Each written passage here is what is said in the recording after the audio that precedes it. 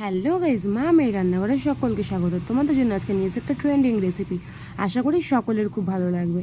তো আমি দেখো তোমাদের জন্য নিয়ে এসেছি সুজির ধোকলা। তো প্রথমে দেখলে 1 গ্লাস আমি সুজি নিলাম, ছোটো 1 গ্লাসের মানে 1 কাপ মতন সুজি নিয়েছি। তার জন্য নিয়েছি আমি 50 গ্রাম টক দই।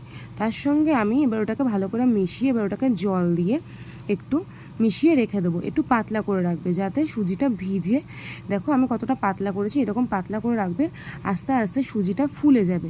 তার মধ্যে আমি দিয়ে দেবো একটু স্বাদ মতন চিনি, নুন, আর তার সঙ্গে দিয়ে দেবো একটু গাজর কুচি, পেঁয়াজ কুচি, লঙ্কা কুচি।